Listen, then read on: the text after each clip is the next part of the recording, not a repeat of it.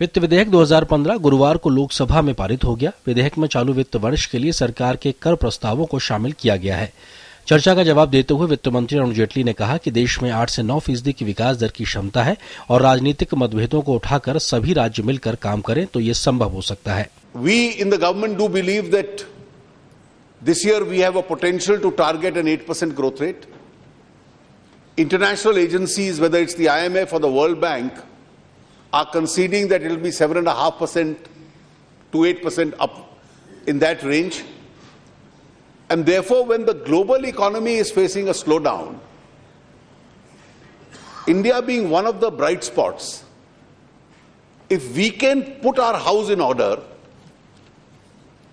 and put an end to the politics of obstructionism of economic change or making India an attractive economic destination, and if state after state compete with each other, they all will add to the national growth rate.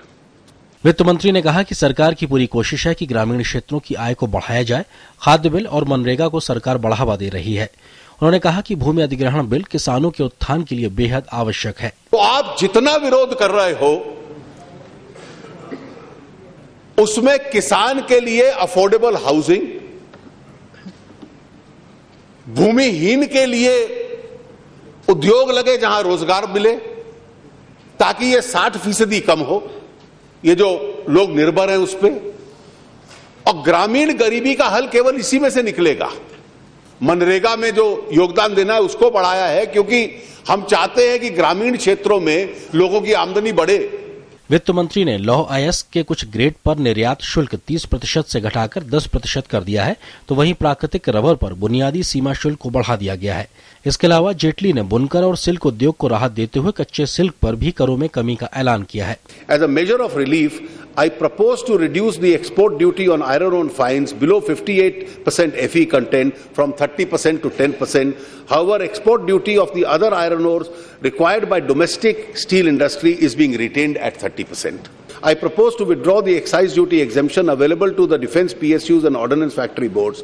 I propose to withdraw the exemptions of additional duty of customs, CVD and SAD in certain cases. These imports will, however, continue to remain exempt from basic custom duty. To protect interest of rubber growers, I propose to increase the basic custom duty on natural rubber from 20% or rupees 30 per kilogram, whichever is lower, to 25% or rupees 30 per kilogram, whichever is lower. इसके साथ ही विदेशी निवेशकों को भी मामूली राहत मिली है। वित्त मंत्री अरुण जेटली ने कहा कि विदेशी निवेशकों द्वारा किए गए पूंजीगत लाभ को न्यूनतम वैकल्पिक कर से मुक्त कर दिया गया है। साथ ही प्रतिभूतियों तथा रॉयल्टी की बिक्री, ब्याज, विदेशी कंपनियों द्वारा अर्जित तकनीकी सेवाओं के शुल्क से सभी पूंजीगत लाभ को मेट से मुक्त कर दिया गया है। Bureau report, DD news.